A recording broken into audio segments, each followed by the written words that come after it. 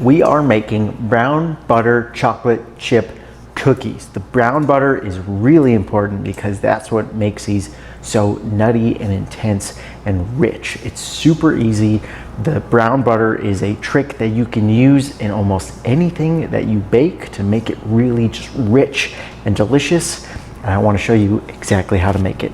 Without further ado, preheat your ovens to 375 and let's dive into our ingredients. Okay, as with any good recipe, I'm going to walk you through the ingredients in the order that we use them. And yes, every good recipe lists the ingredients in the order that you use them, so it's a nice little cheat sheet. You know that flour comes first, and then the baking soda, and then the butter, or whatever order they list it. If it's not going in the order that they listed, you need to get that recipe updated or find a different source. So tonight, our first ingredient is indeed flour. You want 1 1/3 cup, that's 8 3/4 ounces. Next up to that, we're going to whisk in some baking soda. That is half a teaspoon of baking soda. We have 14 tablespoons of butter. So this is a European style brick. I tend to cut them up into 2 tablespoon blocks. You just take 1 tablespoon out. We are going to be melting some of this and turning it into brown butter and setting some of it aside to help that brown butter cool and keep it from burning. Next up, we have our brown sugar, 3/4 cup brown sugar. And the only difference between brown sugar and our next ingredient, just granulated sugar, 1/2 cup, is brown sugar has molasses in it. The difference between light brown sugar and dark brown sugar, and in this case we want dark brown sugar, the difference between light and dark is how much molasses is still left. Regular white sugar is just processed sugar that's had all the molasses removed. That's the only difference between these two things, it's molasses. So if you're ever out of brown sugar, you have white sugar and molasses, you can make your own brown sugar. After our granulated sugar, we have 1 teaspoon of table salt. I actually recommend using a kosher salt or really like flake salt rather than table salt, because table salt is twice as salty as any other salt, and that allows us to sprinkle a little flake salt on top when we're done without it going overboard. You want 2 teaspoons of vanilla extract. Use the best vanilla extract you can find. You want 1 whole egg and 1 egg yolk. So separate your eggs separately, pick up the yolk with your hand. You can kind of squeeze the whites and separate it, and then add it to your other whole egg. And last, but certainly not least, is our chocolate chips, or more specifically, I'm going to encourage you to use chocolate wafers, because you will see these do not look like regular chocolate chips. If you use chocolate wafers or chocolate baking chunks rather than chocolate chips, you will get that gooey chocolate chip cookie that when you break it in half has that soft melty chocolate that you see in the photos all the time. When you use chocolate chips, they have extra chemicals in them to help them hold that iconic shape that keeps them from melting appropriately and getting you that beautiful melty chocolate you're aiming for. So use chocolate wafers or chocolate chunks to get that really beautiful look. Okay, remember, if you have not done it yet, set your ovens to 375 Fahrenheit. Set your baking rack to the middle of the oven. We're just going to be baking right in the middle. Get out 2 big baking trays and a couple sheets of parchment paper as well. You're going to need those later on. Our first step in the process is we're going to simply whisk the flour and the baking soda together so we have a homogeneous mix. Then after that, we're going to prep our butter.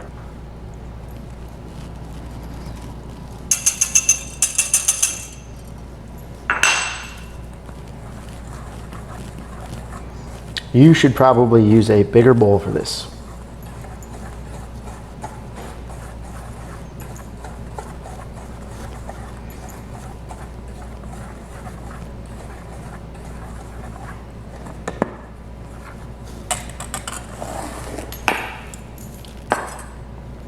Okay, next up, we need to take our butter and separate some of it out. So we want 10 tablespoons of this added to a small skillet or saucepan. Ideally, it should be something like a stainless steel saucepan, kind of like this guy. And the reason is We are looking for the color of our butter to change as we cook it, and more importantly, the color of the proteins, which are going to sit on the bottom, and you'll see that in just a minute, to change. On a non-stick pan, because it's so dark, it's harder to see. You can still do it, just keep swirling your liquid and pay attention to the color of the liquid as it swirls rather than trying to see through it on the pan. I'm going to show you exactly how to do that now. Again, we want 10 tablespoons in this pan.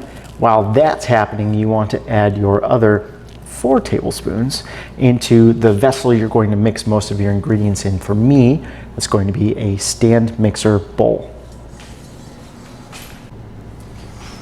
Here we have our 10 tablespoons of unsalted butter. That's important, you want it unsalted, added to our saucepan, and I'm going to put it over a pretty low flame. You're aiming for medium to medium low, if you can even see that. That's a high, very high flame. We want medium to medium low. This is not a speed competition. Let it take its time. This butter is going to melt. Then once it's starting to melt, you want to make sure you're stirring constantly and you're allowing that butter to brown. You're going to see exactly what that looks like. I'm going to walk you through every step of the process. While that's melting, take your other 4 tablespoons of butter and add it to another vessel. So in my case, I'm using my stand mixer bowl and I'm adding it right in here. What's going to happen is this butter is going to melt, as you can already see it's doing. It's going to brown, and then it can go from brown to burnt very quickly. So we're going to transition this from the pan here to this other vessel with our butter in it, this guy right here. This still room temperature butter is going to help cool off this very hot butter. We're just going to keep swirling it till this is melted. But what that's going to do is it's going to stop this from cooking and keep it from overcooking and thus burning. Because there's enough heat left in that butter that even though we remove it from the pan, it's still technically cooking from the residual heat. So this leftover butter helps stop that from happening.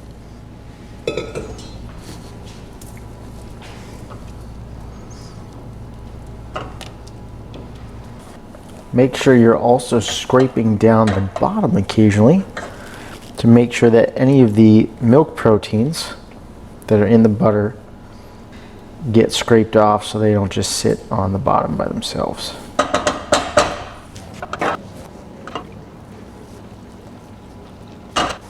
You can already see it's starting to get a little bit foamy on top. That foam is going to expand even more, make it harder to see the color of your butter, which is one of the reasons why it's important to keep stirring and swirling fairly frequently.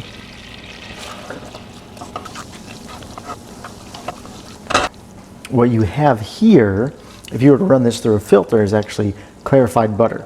Most of the water has been evaporated, not quite all because we're still seeing some bubbling going on, and we can still hear it sizzle a little bit.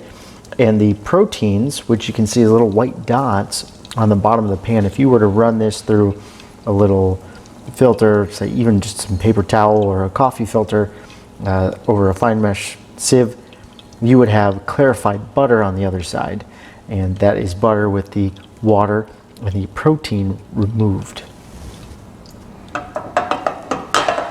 Now we're at the stage where it is exceptionally important to keep an eye on this and just keep stirring, because these dots at the bottom are going to go from white to brown very fast. So you can see how foamy this is getting. And you want to keep moving it so you can see the color change, but you can see those proteins are already starting to get kind of brownish, a little caramel. You're going to be able to smell it. See that color change?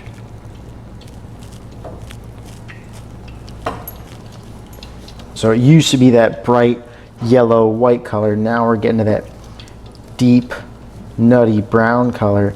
And if you waft that scent towards yourself, you're going to be able to smell that rich flavor coming off the butter. Keep stirring at this point. It's very important. So we are at about the right point. These have gotten pretty dark, but they have not burnt. So get your vessel with the cool butter brought over and immediately transfer all of your butter, all of your brown butter, plus any of the proteins that are on the bottom, because that's where a lot of the flavor is, into your vessel and swirl. So you definitely want a heat-proof vessel for this. If you use a plastic bowl, you're just going to melt right through it. So the nice thing about a KitchenAid bowl is it's got that little handle. So you just swirl this until the other 4 tablespoons of butter has melted. And that, again, keeps our 10 tablespoons of butter that we just browned from burning. It effectively stops the cooking process immediately. Okay, our butter chunks are completely melted. So next up, we're going to add our sugars, the brown sugar and the white sugar, our salt and the vanilla extract, and mix that until combined. To our brown butter mixture, we are now going to add the brown sugar, white sugar, salt, and vanilla extract. If you're using a stand mixer, throw that on there with your whisk attachment and just mix this all up until it is combined.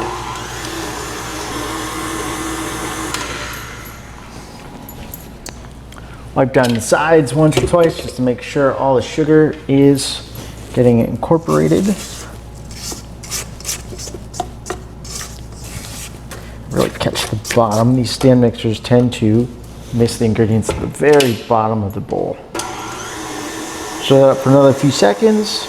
Great. Now to this, we are going to add our 1 whole egg plus 1 egg yolk. Just pop those directly in there and let that mix until, again, it becomes homogeneous. There's no more eggy streaks.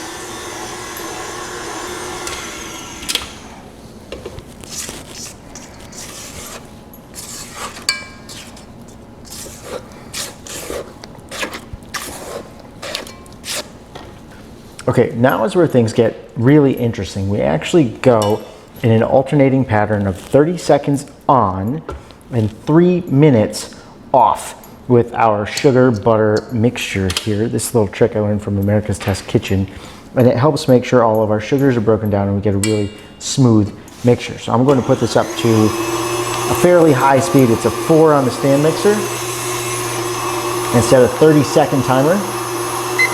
There we go. When that's done, I'm then going to let it rest for 3 minutes. I do this a total of 3 times, so this is time number 1.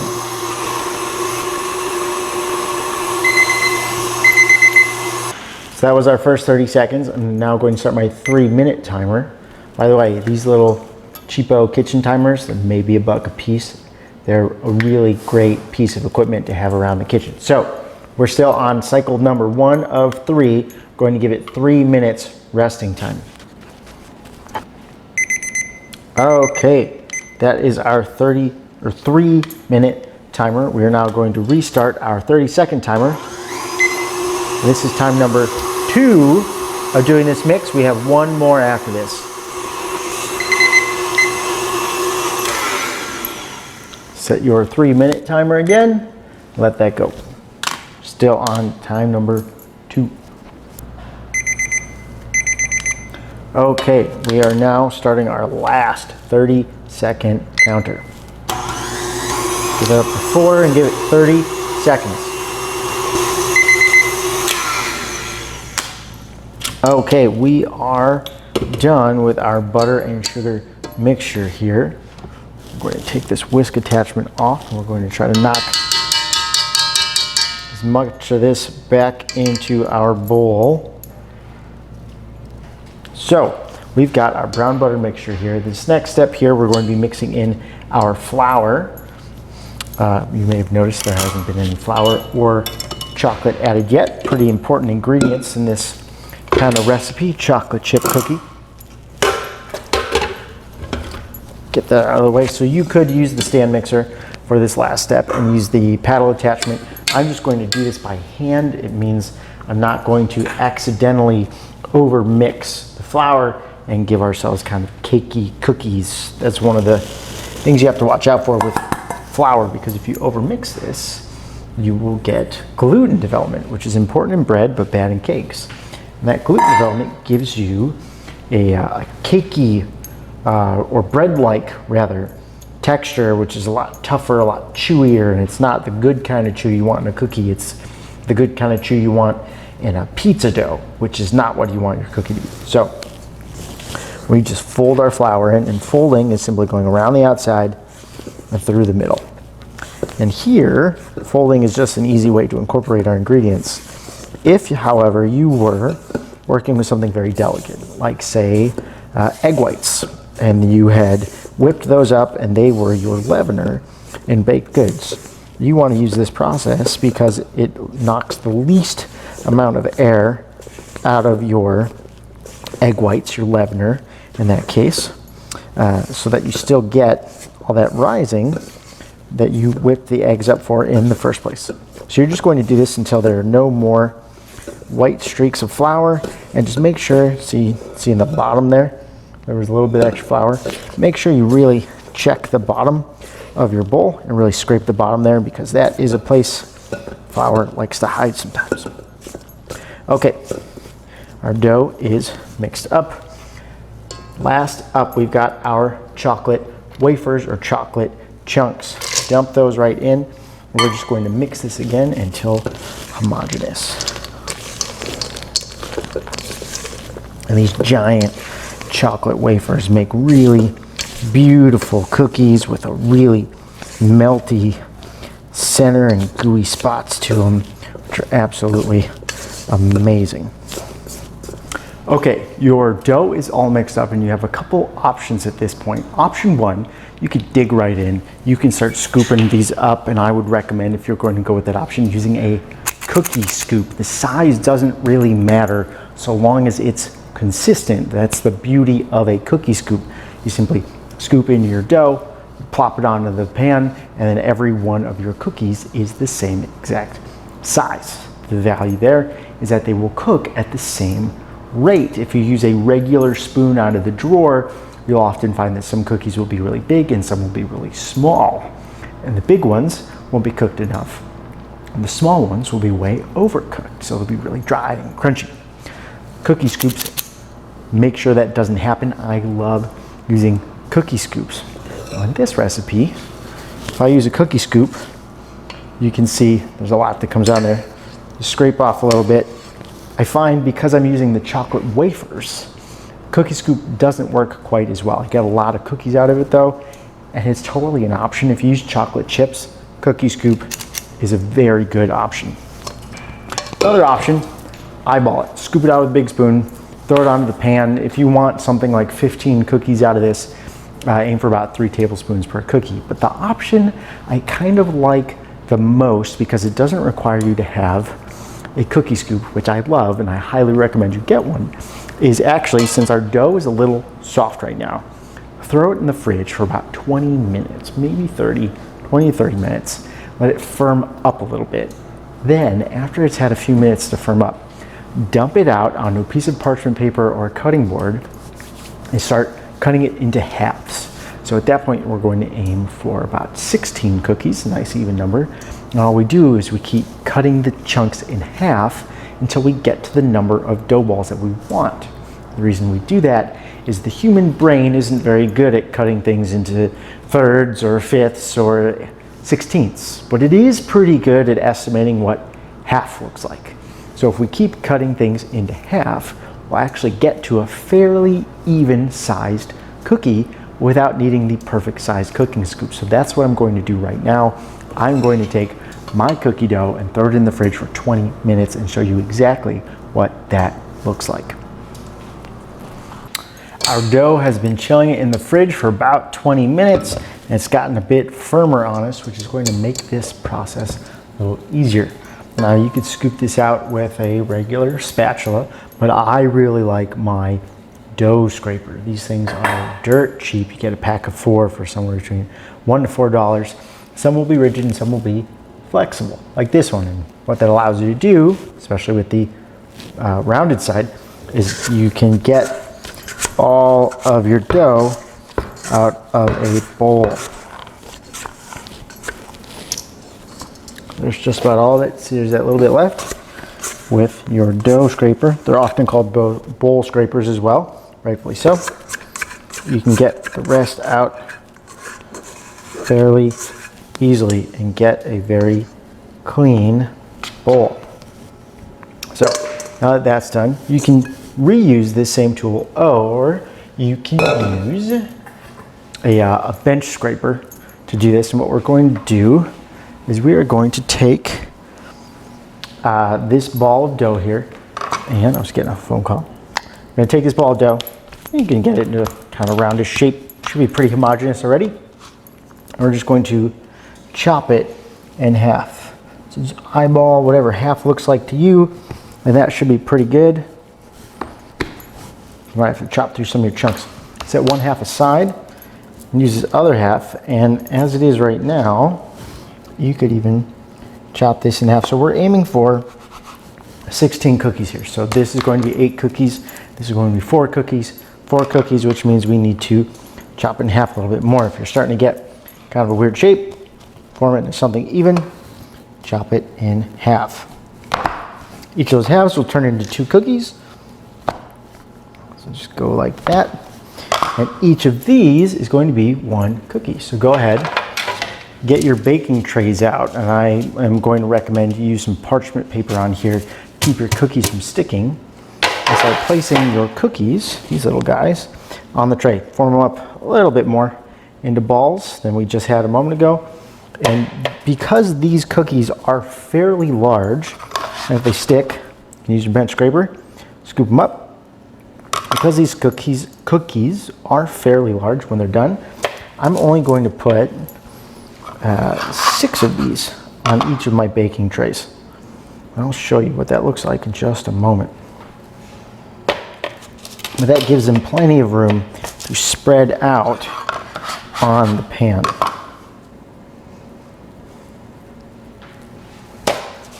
Now if you notice, the halving method is imperfect. This cookie is definitely bigger than this cookie.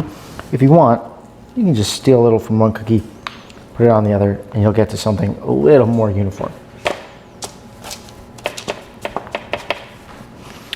This one should be another 4 cookies. Get that in a little ball. There we go. Cut that in half. That looks a little bigger. We can even do that right now. There we go. Cut this in half. That guy in half. And those are our 4 more cookies.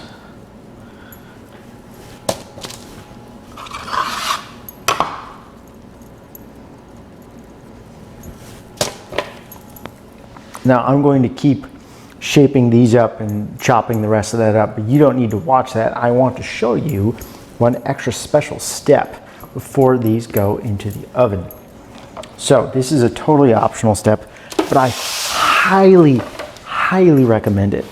Our cookies right now, as you can see, fairly evenly spaced. We give them a good amount of room around each other so that when they expand, they don't run into each other and get sticky and weird. This optional step is one of my favorite things to do, and often folks will tell you to do it after it comes out of the oven, and I think that's a mistake. I'm going to take some beautiful flaky salt. This here is Malden. I'm going to sprinkle it on top of the cookies before they go in the oven, and the reason I do that is twofold.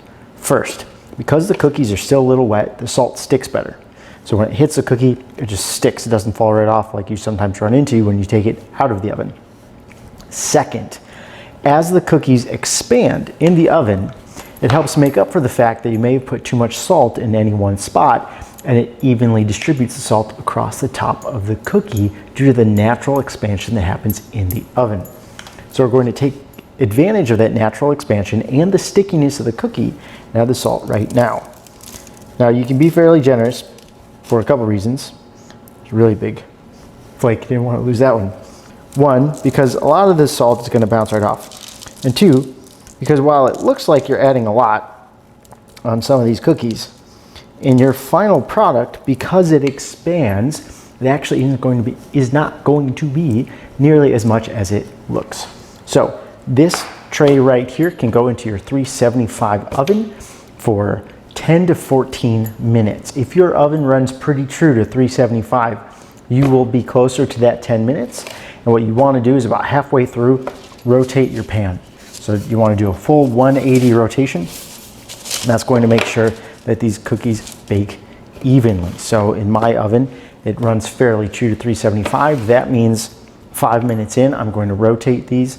5 minutes later, these are coming out. And what you're looking for, and I'll show this to you as well, is you want the outer edge of the cookie to look set and a little dark brown, while the inside does not yet look done and it still looks a little puffy. So I'll show you exactly what that looks like.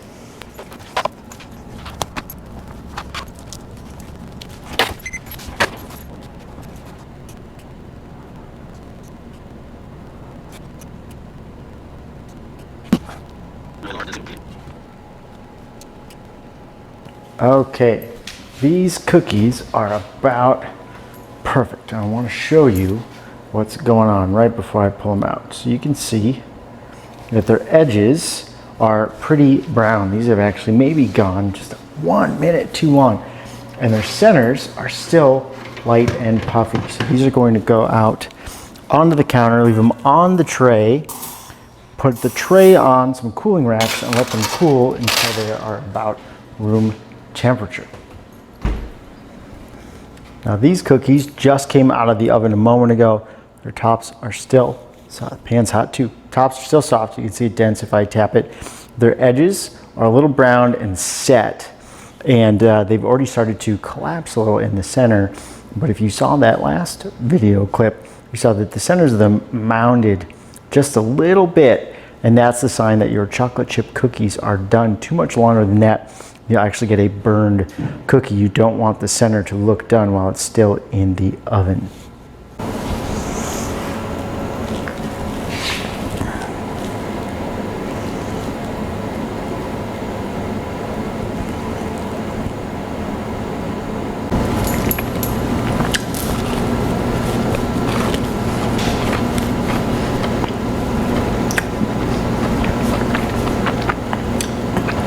And that is how you make a delicious brown butter chocolate chip cookie.